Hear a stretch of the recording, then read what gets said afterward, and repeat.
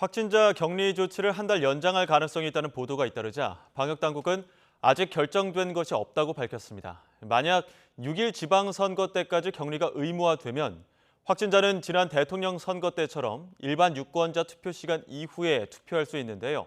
취재기자 연결해 자세한 소식 알아보겠습니다. 신현준 기자. 네, 신현준입니다. 네, 안착기 전환을 늦춘다는 보도와 관련해서 정부가 아직 결정되는 게 없다고 밝혔죠. 네, 코로나19 확진자의 일주일 의무 격리 조치를 다음 달 하순까지 한 달 더 유지한다는 내용의 보도가 있었는데요.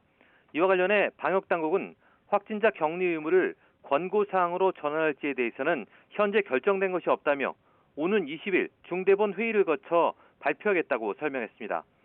그러면서 현재 유행 상황과 의료체계 준비 여건 등을 종합적으로 검토하고 있으며 각계 수렴 절차를 거쳐 전환 여부를 결정하도록 하겠다는 입장입니다.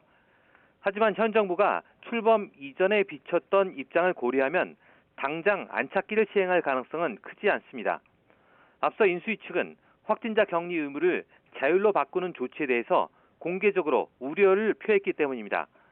정부는 이런 가운데 이번 제8회 전국 동시지방선거에서도 확진자 격리 의무가 유지될 경우 격리자가 따로 투표할 수 있는 방안을 마련했습니다. 일반인들과 투표 시간을 완전히 분리해서 사전 투표 이틀째인 5월 28일엔 저녁 6시 30분부터 8시까지, 또 본투표일인 6월 1일에는 저녁 6시 30분부터 7시 30분 사이에 투표할 수 있도록 했습니다. 네, 국내 확진 현황도 살펴보겠습니다. 신규 확진자 지금 3만 명대긴 한데 화요일 기준으로는 15주 만에 최저치죠. 네, 오늘 0시 기준 신규 확진자는 35,117명입니다. 주말 감소했던 진단 검사 수가 급증하면서 전날보다 2만 1,000여 명, 2배 넘게 늘었습니다. 하지만 화요일 발표 기준으론 지난 2월 1일 이후 15주 만에 최저입니다. 일주일 전과 비교하면 14,000여 명이, 2주 전과 비교하면 16,000명 넘게 줄어 감소세가 이어지고 있습니다. 위중증 환자는 어제보다 12명 감소한 333명으로 8일째 300명대를 유지하고 있습니다.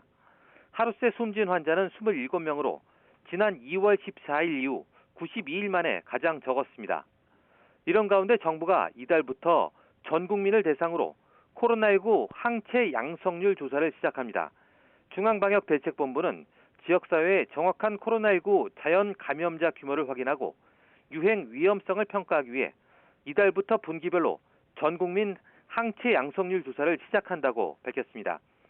조사는 지역과 연령, 유병률 등을 고려해서 전국 17개 시도 5살 이상 주민 10,000명을 통계적 표본 추출 방식으로 선정해서 실시합니다. 방역당국은 이 조사가 신종 변이 바이러스의 출현과 유행에 대한 방역 대책과 예방접종 정책 수립을 위한 과학적 근거 자료를 확보하기 위한 것이라며 적극적인 협조를 당부했습니다. 지금까지 사회 2부에서 YTN 신현주입니다.